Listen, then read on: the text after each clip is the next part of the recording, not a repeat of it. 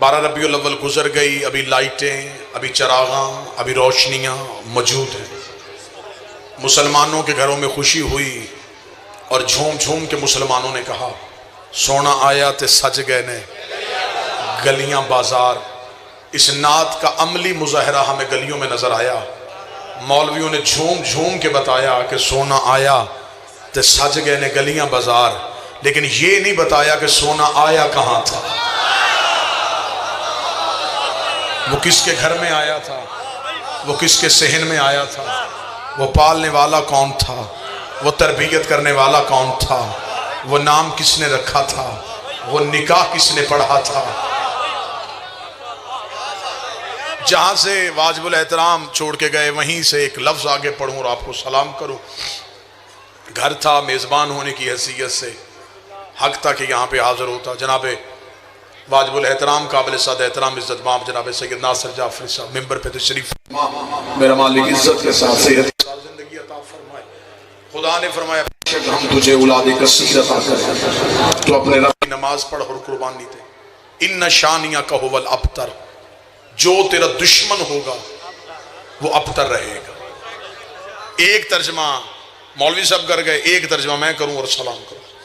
ابتر کہتے ہیں بے اولاد کو، ابتر کہتے ہیں لاوارث کو، ابتر کہتے ہیں لا نسل کو، ابتر کہتے ہیں دم بریدہ کو، ابتر کہتے ہیں مقطوع النسل کو۔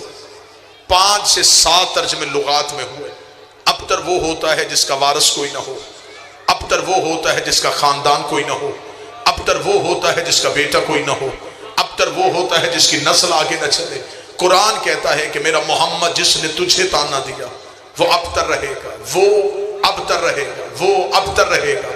اللہ نے قرآن میں دعویٰ کیا، مولوی کے سر پہ قرآن رکھ کے پوچھ جو دعویٰ خدا نے کیا کہ وہ دعویٰ سچ ہوا؟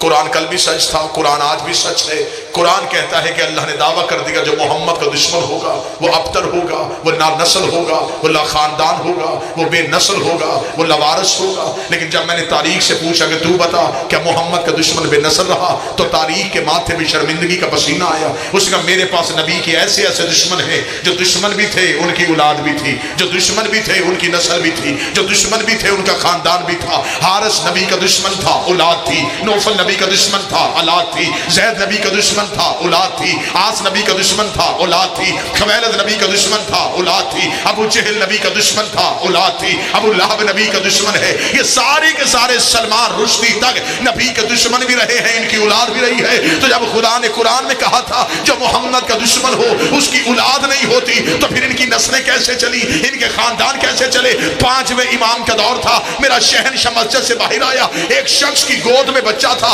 اس نے امام کو سلام کیے بغیر اپنا چہرہ دوسری طرف کیا۔ امام کے نوکر نے قدموں پہ ہاتھ رکھ کے کہا مولا اللہ قرآن میں کہتا ہے جو تمہارا دشمن ہو اس کی نسل کوئی نہیں ہوتی، اس کا خاندان کوئی نہیں ہوتا، یہ تیرا بھی دشمن ہے، تیرے نانے کا بھی دشمن ہے، اس کا بیٹا کہاں سے آیا؟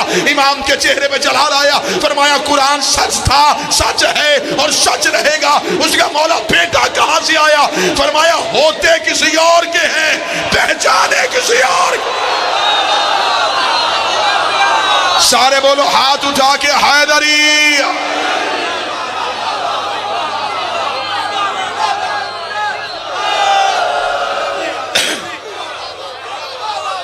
ہوتے کسی اور کے، پہچانے کسی کے جاتے۔ جو دشمن مصطفیٰ ہو، جو دشمن اولاد مصطفیٰ ہو، نسل نہیں ہوتی، خاندان نہیں ہوتا، اس کا کوئی بھی وارث نہیں ہوتا۔ مصطفیٰ کا دشمن کل بھی لا نسل تھا، آج بھی لا نسل ہے۔ میرے امام حسن کو جب دربار میں گیا تھا حکومت چھیننے کے بعد، تو یہ کہہ کے دربار میں بلایا گیا تھا کہ شاید حسن آئے، دربار کی حالت دیکھے کہ تخت اب ان کے پاس نہیں رہا، تاج اب ان کے پاس نہیں رہا، اب تخت میں بھی کوئی غیر بیٹھ گیا ہے۔ لیکن یہ مذہب جعفریہ کی مجبوری ہے، ہم نے آج تک یہ نہیں دیکھا کہ حکومت کس کے پاس ہے، ہم نے یہ دیکھا ہے امامت کس کے پاس ہے۔ تخت والوں سے بھیک ہم نے کبھی مانگی نہیں۔ یہ دنیا کا دستور ہے، بندے جسے تخت دیتے ہیں اسے ہی کل ذلیل کرتے۔ یقین نہ آئے تو اسلام آباد کی سڑکیں دیکھ لو. دھیان آپ کا مجلس میں ہوگا تو پھر بات سمجھ میں آئے.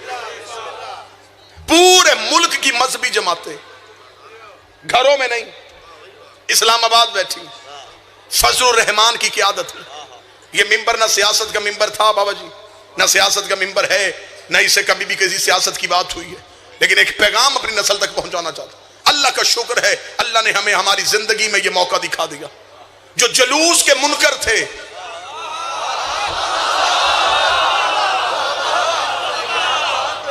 مخدوم جون شاہ جی، وہ سارے کے سارے اسلام آباد کی سڑکوں پہ آئے ہیں. جو ہمیں کل کہتے تھے کہ محرم میں جلوس چار دیواری میں رکھو، آج انہیں حکومت کہہ رہی ہے چار دیواری میں رہو. وہ کہتے نہیں سڑکوں پہ آئیں گے، نہیں ہم بازاروں میں آئیں گے. اور احتجاج کس بات کا ہے؟ مولانا فضل الرحمان کہتا ہے احتجاج اس بات کا ہے کہ حاکم نااہل ہے، اسے تخت سے اتارنے آئے ہیں. یہی تو ہم 1400 سال سے کہہ رہے ہیں، حاکم نااہل ہے، تخت سے اتارو. جب بھی کسی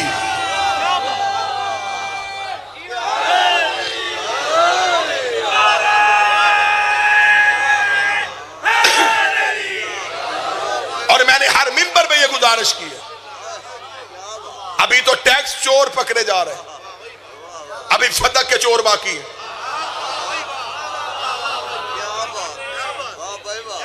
کچھ حساب نیب لے گا، کچھ امام غیب لے گا.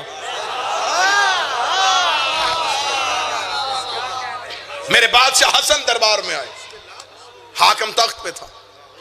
اس نے مولا حسن کے آنے سے پہلے دربار میں حکم نامہ نافذ کیا. ابھی تھوڑی دیر کے بعد علی کا بیٹا دربار میں آئے گا. حسن کے آنے کی دیر ہے، کوئی بندہ حسن کے احترام میں اٹھے نہ، تاکہ اسے پتا چل جائے کہ اب تخت امیہ کی نسل کے پاس. جو ہی میرے شہنشاہ کا پہلا قدم دربار میں آیا، جس نے حکم نافذ کیا تھا سب سے پہلے وہی اٹھ کے کھڑا ہوا. بادشاہ حسین ان ہاتھوں کو سلامت رکھے. سارے لوگوں نے کہا تو نے تو ہمیں کہا تھا احترام میں اٹھنا ہی نہیں ہے، اب خود سب سے پہلے کیوں اٹھ کے کھڑا ہو گیا ہے؟ اس کا مجھے حسن کے پروردگار کی قسم ہے، حسن نے پہلا قدم دربار میں رکھا. حسن کے پیچھے ایک آگ کا دیو، ایک آگ کا تازیانہ ہوا میں اڑا کے آ رہا تھا. اس نے مجھے کان سے پکڑ کے اٹھ، دیکھ نہیں رہا حسن آ گیا. اٹھ حسن کے احترام میں.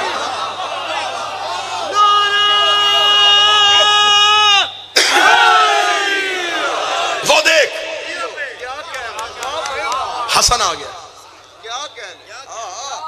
اس نے دوسرا حکم نافذ کیا تھا جب حسن آ کے دربار میں بیٹھ جائے. 7 بندے اس نے پیسے دے کے تیار کیے تھے کہ جب حسن آ کے کرسی پہ بیٹھ جائے تم نے میرے خاندان کے فضائل پڑھنے.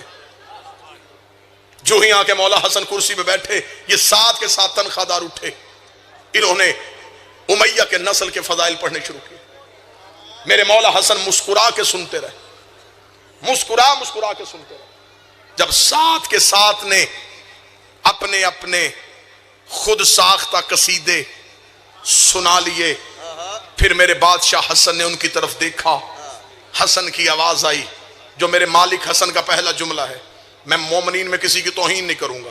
آپ کا ذہن اگر ایک لمحے کے لیے ادھر جائے میں منت کروں گا، واپس آنکھوں کو منبر پہ لے کے آئیے گا.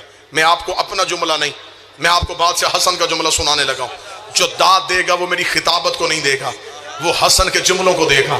جب 7 کے 7 اپنے اپنے خاندان کی تعریفیں سنا چکے، میرے مولا حسن دربار سے اٹھ کے کھڑے ہوئے. میرے مولا حسن کا پہلا جملہ، حسن جلال میں آ کے کہتے ہیں اے عرب کے ٹوٹے ہوئے شجرے کی کڑیوں، ہائے ہائے، اے عرب کے شجروں کی ٹوٹی ہوئی کڑیوں. اگلی جملہ پڑھو میرے بادشاہ حسن کا. میرے مولا حسن فرماتے اے گندگی کے ڈھیر میں اگے ہوئے پودوں، تم نے میرے سامنے اپنے اپنے خاندان کی تعریفیں پڑھی، میں خاموش ہو کے سنتا رہا. حسن نے کہا میں پورے دربار میں علی کا بیٹا ہو کے کہہ رہا ہوں، میں اونچی آواز میں اپنے باپ علی سے لے کے آدم تک، اپنی ماں زہرا سے لے کے حوا تک ایک ایک کا کردار پڑھتا ہوں. اگر تم میں جرت ہے میرے کان میں آ کے اپنی ماں کا کردار سنا.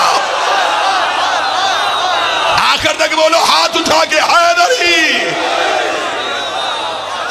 میں اونچی آواز میں پڑھوں، تم اونچی آواز میں نہیں.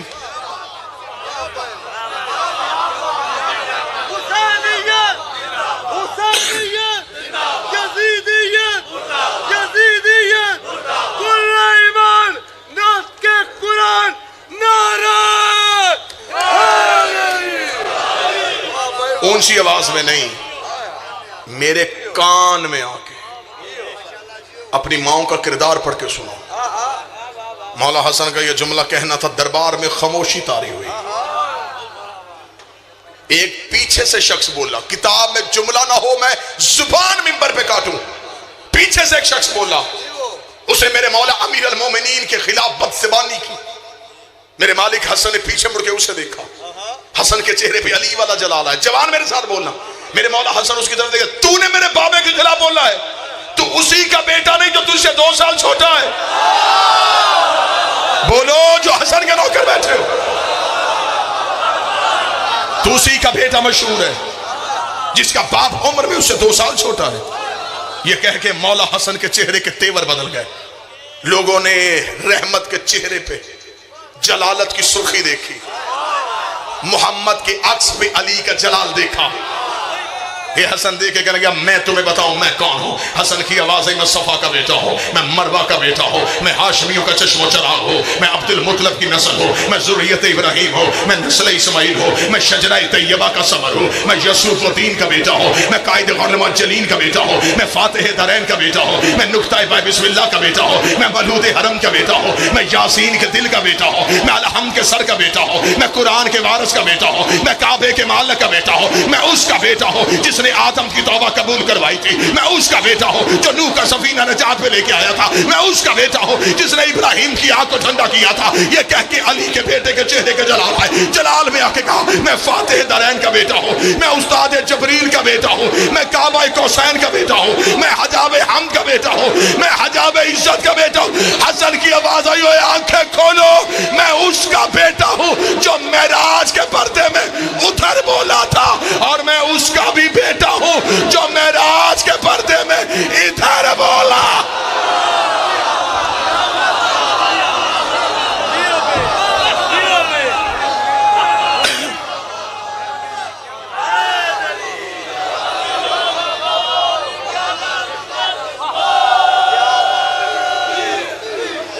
ادھر والے کا بیٹا بھی میں، ادھر والے کا بیٹا بھی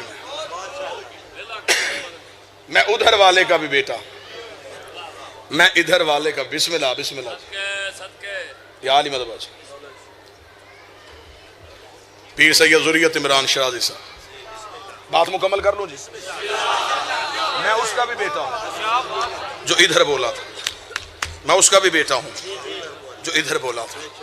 دشمن کا دربار، اکیلا علی کا شیر۔ حسن کی آواز دربار کے در و دیوار سے آ رہی تھی۔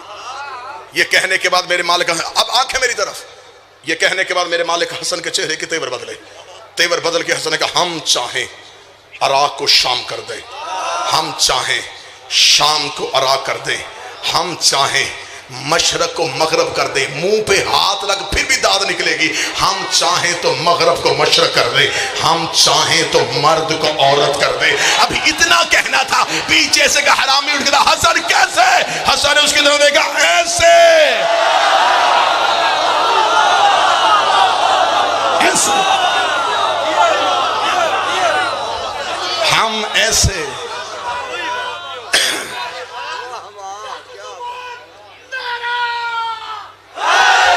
بسم اللہ بھائی،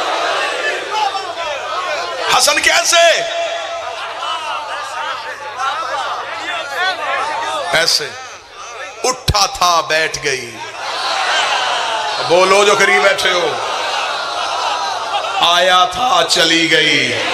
پیر ناصر جعفری صاحب، میر صاحب، ذریت شادی، بابا تنویر شادی، مخدوم جون شادی، مجھے علی کی عزت کی قسم ہے، میں نے آج تک علی کا دشمن مرد نہیں دیکھا۔ مردوں میں بیٹھی ہوئی عورت، یہ نبی کا فرمان ہے، کل علم اسے دوں گا۔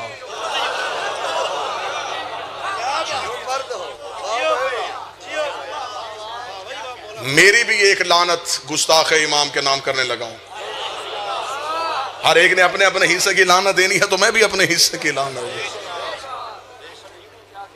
جیسے کہ قبلہ علی ناصر صاحب بیان فرما کے گئے، پہلے محمد کا دشمن وہ بھی حلالی نہیں، آخری محمد کا دشمن وہ بھی حلالی نہیں، آنے دے میرے 12ویں کو، نکلنے دے ذرا ذوالفقار نیام سے باہر، جب آئے گی شمشیر حیدری نیام سے باہر، جب عیسیٰ جیسا نبی بھی پیچھے ہوگا، عیسیٰ جیسے نبی کو اپنے پیچھے نماز پڑھوا کے، عیسیٰ جیسے نبی کا سر اپنے قدموں پہ رکھوا کے میرا 12واں زمانے سے کہے گا اے مجھ سے مقابلہ کرنے والوں، عیسیٰ جیسا نبی میرے پیچھے نماز پڑھتا ہے تو میرا باپ کسی امتی کے پیچھے کیسے؟ اے دشمن امام زمان، تیرے لیے سب سے بڑا پیغام اور تیرے لیے سب سے بڑی لعنت یہ ہے کہ تیرا تھا ہمارا ہے۔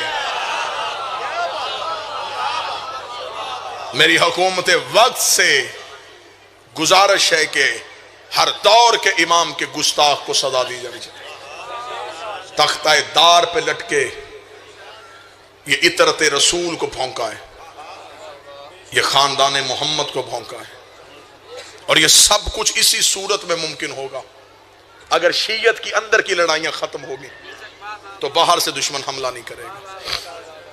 ہماری خلیج اتنی بڑھ گئی ہے، ہماری صفوں میں فاصلہ اتنا آ گیا ہے کہ اب دشمن کو موقع مل گیا ہے، ورنہ آج سے پہلے یہ گستاخیاں کیوں نہیں ہوتی تھی؟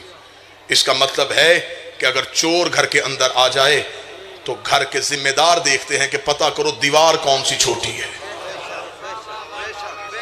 ہمیں یہ دیکھنا ہے کہ اگر یہ آج گستاخی ہوئی ہے تو کہیں یہ ریت چل نہ پڑے، یہ رواج ہو نہ جائے، لہٰذا قوم ایک مٹھی ہو کے زمانے کو بتائے کہ ہم عزت امام کے لیے ایک ہیں۔ عقیدے جدا ہو سکتے ہیں، نظریات جدا ہو سکتے ہیں، وہ تو ایک چار دیواری میں رہنے والے چار بھائیوں کا بھی ایک نہیں ہوتا۔ لہذا منبر اپنا فرض نبھائے، محراب اپنی ذمہ داری نبھائے، صاحب تحریر اپنی ذمہ داری کو سمجھے، صاحب تقریر اپنی ذمہ داری کو سمجھے۔ ہم سب ہیں تو اس امام کی وجہ سے ہیں، اس امام کی عزت پہ ہماری نسلیں بھی قربان۔ ہم نے صرف 12ویں کا انتظار نہیں کرنا، ہم نے اس کے دشمن سے انتقام بھی لینا ہے۔ آج بھی پردہ غیبت میں لہو رو رہا ہے اور صرف اتنا پوچھنا چاہتا ہے کہ بتاؤ میری دادیوں کا قصور کیا تھا۔ فضائل اور مصائب کی دنیا کا ایک انتہائی اہم نام عزادار سید جناب پیر سید ذریت عمران شرازی برسر منبر تشریف فرما۔ میں سیدزادے کو زیادہ دیر بٹھاؤں نہ، سطر 1 پڑھوں اور آپ کو سلام کروں۔ ان بازاروں سے گزری جن بازاروں سے شریف مرد نہیں گزر سکتے تھے۔ میں لفظ بدل دیتا ہوں، گزری نہیں گزاری گئی، رکی نہیں رکائی گئی۔ اگلی سطر پہ سید مجھے معاف کرنا، اونٹوں سے گری نہیں گرائی گئی ہیں۔ ایک ہی مصیبت کا لفظ پڑھوں گا، برداشت کر سکو تو کرنا۔ علماء مقاتل اس بات پہ متفق ہیں، جس نے کربلا اور شام کی تاریخ لکھی ہے انہوں نے روتے ہوئے ایک سطر لکھی ہے کہ کربلا میں مردوں میں سب سے زیادہ عباس کو مارا گیا، مستورات میں سے سب سے زیادہ عالیہ کو مارا گیا۔ جس نے ابھی بھی ہائے نہیں کی اگلے جملے کی توفیق ہائے کی لے لینا۔ عباس کو ہاتھ کاٹ کے مارا گیا، زینب کو ہاتھ باندھ کے مارا گیا۔ جسے مردوں میں مارا اسے چند گھنٹے مارا، جسے مستورات میں مارا اسے سارے بازار میں مارا۔ مدینے سے چلی تو بطول تھی، مکے میں آئی جانشین رسول بن گئی، کربلا میں 8 دن حسن بنی رہی، شام میں غریباں کی ایک رات عباس بنی، 11 محرم کو پھر علی بن گئی، پھر کربلا سے کوفہ، پھر کوفہ سے شام، 72 بازاروں سے گزاری گئی، 144 گلیوں میں روکی گئی، 288 موڑوں پہ ماری گئی، 9 بار شرابی کے دربار میں بلائی گئی، 1 سال بغیر چھت والے زندان میں بٹھائی گئی، پورے 1 سال کے بعد رہا کر کے مدینے سے قید کر کے پھر شام 6666 میل ننگے پاؤں ننگے سر سفر کر کے 15 رجب کو شام کی پہاڑی پہ آ کے رو کے کہتی ہے میرے اللہ اب زینب تھک گئی ہے، تیرا دین بچ گیا ہے، میری نسل قتل ہو گئی۔